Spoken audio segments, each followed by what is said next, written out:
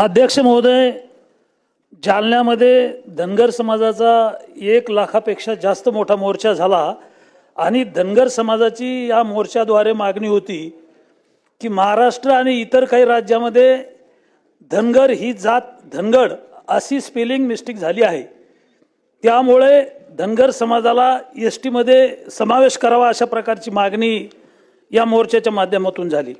प्रश्न क्रमांक 2, हैदराबाद गॅजेट प्रमाणे कर्नाटक राज्यामध्ये बंजारा समाज हा एसटी प्रवर्गामध्ये आहे, मात्र महाराष्ट्रामध्ये हा समाज गॅजेट प्रमाणे एसटी प्रवर्गात समावेश करावा अशी बंजारा समाजाची मागणी होती। दोन्ही मोर्चे अभूतपूर्व झाले, राज्याच्या कानाकोपऱ्यातून लोक आले। या संदर्भात अध्यक्ष महोदय, माझी मंत्री महोदयांना विनंती आहे, याच्यामध्ये एक समिती नेमून या दोन्ही समाजाच्या न्याय मागण्यांना सरकारने न्याय द्यावा। बोला अध्यक्ष महाराज, या ठिकाणी जे काही प्रश्न उपस्थित केले त्यानुसार सामाजिक न्याय विभागाच्या 2 सप्टेंबर 2025च्या शासन निर्णयावर अन्वय हैदराबाद गॅजेटमधील नोंदी तपासून मराठा समाजाला कुणबी प्रमाणपत्र देण्यात मान्यता देण्यात आलेली आहे।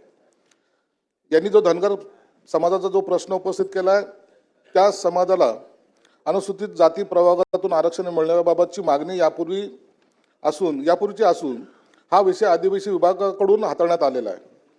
सध्या परिस्थितीत धनगर समाजाकरिता इतर मागास बहुजन कल्याण विभागातर्फे विविध कल्याणकारी योजना आदिवासी विभागाच्या धर्तीवर राबवण्यात येतात। आता या धनगर समाजाच्या या आरक्षणासंदर्भामध्ये काय निर्णय घ्यायचा आहे, यासाठी श्री सुधाकर शिंदे RIS यांच्या अध्यक्षतेखाली 20/11/2023 मध्ये शिष्टमंडळ या संदर्भात स्थापन करण्यात आलेलं आहे आणि आवश्यक ती कारवाई इतर मागास बहुजन कल्याण विभागातर्फे करण्यात येत आहे।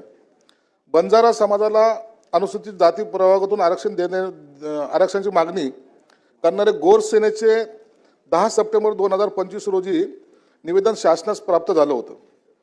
माननीय मुख्यमंत्र्यांनी या संदर्भामध्ये एक बैठक सह्याद्री अतिथीगृह येथे 4 नोव्हेंबर 2025 रोजी